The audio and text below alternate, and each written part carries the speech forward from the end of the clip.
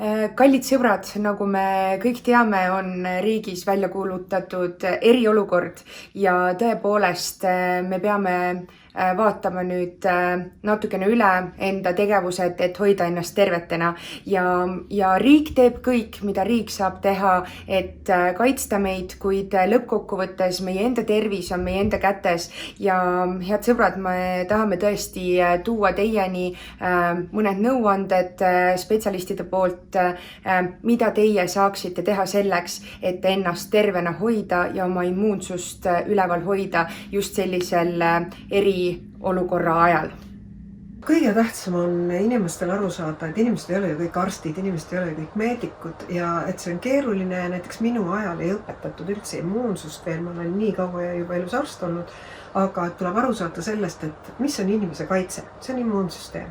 Immuunsüsteem on väga keeruline süsteem, see on rakkude, bakterite, valkude üks niisugune ühine süsteem, kus keha hakkab võitlema millegi vastu immuunsüsteemi kaudu, võitlema siis kas vale aine vastu, mis talle kehasse satub näiteks söömise kaudu, kas viiruste või bakterite kaudu, mida ta ei tunne ära, mis temas ei ole enne olnud ja mis saavutab sellise kontsentratsiooni, et keha hakkab võitlema või hingamise kaudu või süstimise kaudu aineid, mida keha ära ei tunne. Mida immuunsüsteem teeb? Ta teeb seda, et ta ründab kas vale keskkonda või selle aine vastu ja tekitab põletiku. See on tema võitlusvõime. Tähendab haigus, palavik, põletik ei ole mitte õudus, vaid õnn, et teil on immuunsüsteem, kes suudab, tahab ja on võimeline hakkama likvideerima olukorda, mis on tekkinud. See käib ka viiruste kontekstis. Et meie kehas on ju 100 triljonit, 100 triljonit bakterit, ütleme paar kilo. Et kui bakter või võib-olla ka viirus teeks meid haigeks, siis ju me oleks kõik surnud. Et siin on teised asjad, et põletikku ei tule karta, vaid tuleb olla õnnelik, kui teil on kõrge palavik, tugev põletik, sest see on tugeva immuunsüsteemi tunnus kaitsta oma keha. Nagu alati see niimoodi on olnud, et kõrged palavikud olid ja pärast said väga kiiresti terveks. Aga mis võiks olla, kui me räägime praegu, et kõik need asjad, mis nüüd on juba juhtunud, ehk siis me oleme juba haiged, aga mis me saame teha, et me ei oleks haiged, et me ei võtaks kõike nii kergelt vastu? Et see ongi, et me nokime või ütleme, et me nokime ka meedias ja sotsiaalmeedias kahe asjaga, ütleme söö küüslauku või söö ingverit või söö pautarkot, eksipelgapukoort, et ei ole ühte asja. Et ongi kogu süsteem inimtervikuna tulekski ja peakski elama sellisel moel, et ta ei jääks haigeks. Loomulikult alati võib juhtuda, et jääb, aga ennetamine on tegelikult see, et me saaksime kõik oma toitained kätte, et me saaksime oma mineraalid ja oma vee, sest aru tuleb ju saada sellest, et keha kõik voolab. Veri, lümf, rakkude sees, rakkude väline vedelik, kõik on omavahelises suhtluses kogu aeg. Ja kõik, mis liigub, toimetab, eritub, tuleb juurde, see hoiab keha tervena. Kõik, mis seisma jääb, läheb pahaks. Ja selle tõttu on loomulikult praeguses olukorras, kus ütleme, et keegi on haigeks jäänud, et ei ole ju raskeid haigeid meil, aga ütleme, et on tekkinud olukordi, siis ikkagi on tähtis, et saaks liikumisega korda, et hakkaks seda oma, kõiki neid kudesid ja neid voolavate veredega puhastust tegema kehas. Et see ongi see, et pigem minge metsa, jalutage, kõndige või kasutage tõesti meetodid, mis aitab teil selle liikuma panna, kui teil on põhjuseid, et ei saa. Ja kõrge palavik ja põlevitiku protsess tuleb loomulikult rahulikult üle elada, see tavaliselt kestab 2-3 päeva, see on ebamugav, haigus ongi ebamugav, aga ütleme, et tavaelus me võime jõuda ka lihtsalt paari karbi šokolaadi süües haiguseni, vihastades, hirmuenergias elades, see on haiguste samasugune põhjustaja, sest emotsioon, füüsiline, vaimne tegevus või ka söömine, kõik ju meie ainevahetuslikke protsesse happestavad. Et emotsioon, hirm, mure, viha, et ma vihastasin ennast haigeks, ma muretsesin ennast haigeks, ma kartsin ennast haigeks. Et need on ju vanarahva tarkused, et praktika on ju alati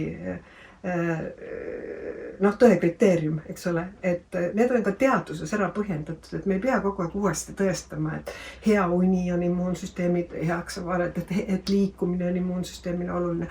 Ja kui me nüüd jääme kõik koju passima, ootama arvutite taga, siis me ei aita ju kuidagi kaasa sellele, et me ei haigestuks või et me saaks kiiremini terveks.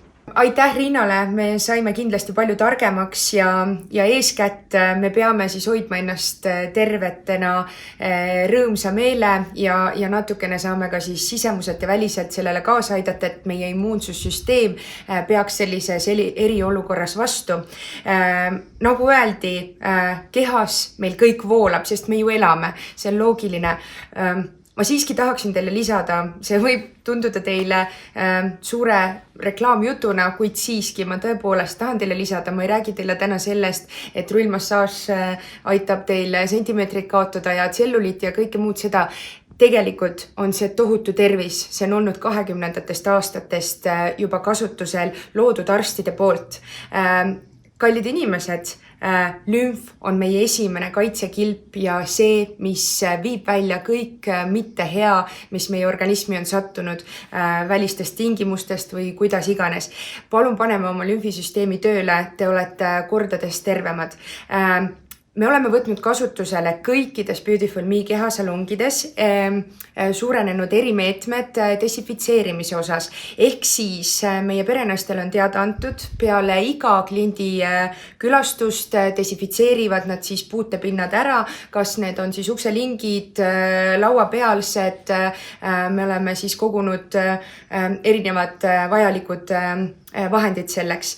Samuti me oleme laudadele pannud kõikide klientide jaoks käte ja puhastusrätikud, mis on desinfitseeriva toimega ja saab puhastada siis ka pikemalt kehapindasid ja need on kõikides Beautiful Me kehasalongides olemas. Ja mis tegelikult on meie juures väga oluline veel see, et meie juures ei käi suuri masse korraga. See tähendab seda, et kui meil on kõige rohkem 4 masinat, siis on meil siin 4 inimest ja tulevad uued 4 inimest. Ehk siis te ei pea muretsema, et me ei jõua seda ruumi ja pinda siin desinfitseerida või et te puutute liiga palju inimestega kokku. Samuti, nagu te teate, siis protseduuri teostab masin. Ehk siis teil on veel väiksem risk, kui seda teeks inimene, et te võiksite temalt mingisuguse nakkuse saada. Samuti me oleme kasutusele võtnud meie masinate juures, kus siis inimene kõige rohkem aega veedab. Kui me muidu puhastame oma masinaid spetsiaalse vahendiga, mis ongi siis desinfitseeriva väga tugeva toimega, siis oleme kasutusele võtnud veel lisavahendid, millega me desinfitseerime peale iga kliendi külastust kogu vaibapinna, kus siis inimene võib olla selle masina juures oma kätega või kehaga kokku puutunud lihtsalt riskide maandamiseks. Ja oleme veel lisanud ka tualettruumidesse kõikides Beautiful Me kehasalongides sellised desinfitseerivad seebid, millega saate siis oma käed puhtaks teha ja mida me palume ka perenaistel kindlasti kogu aeg pidevalt kasutada. Otse loomulikult need inimesed, kellel on palutud koju jääda, palun jääge koju. Teie natukene puhake, kosuge ja siis ootame teid, kuid kõik need, kes siiski võivad veel liikuda, palun tõesti südamele panna. Praegu on teie hetk hoida oma tervist. Riik kahjuks sellega otseselt kaasa aidata ei saa, kuid kõik meetmed, mis nad on kasutusele võetud, me toetame neid ja täname selle eest, kuid teeme nüüd ise oma panuse ka. Ja jääme teid ootama ja kui on küsimusi, siis kirjutage meile julgelt. Ja inimestele tuleks jagada informatsiooni väga konkreetselt, et mida teha, kui see haigus on. Mitte hirmutada neid hommikust õhtuni, et nüüd olite kokku, puutusite kokku, ei tohi sinna, ei tohi vanavanemate juurde, ei tohi tänna. Ega maailm ei saa hukka ühestki viirusest, maailm saab hukka hirmudest ja sellest, kuhu meid viiakse. Et mina ei taha kellelegi vastu rääkida, et sellised olukorrad on ja praegu on, aga on vaja anda õiget informatsiooni inimestele.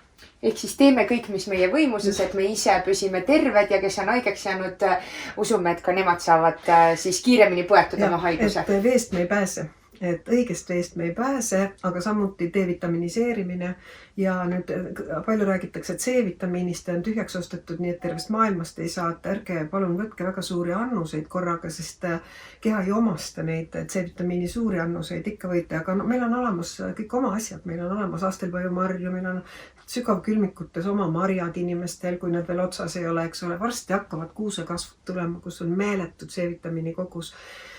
Ja küll me leiame asju, et kuigi meie toitudes ei ole enam palju aineid, mida me peaks saama, siis mõistlikult tarbides ikkagi toidulisandeid on mõistlik. On kasulik, ehk siis ei pea ostma poode tühjaks desinfitseerijatest, et oma käsi puhastada ainuüksi, vaid tegelikult võiks vaadata natukene, mida sisse süüa, et me suudaksime välise keskkonnaga hakkama saada. Ja.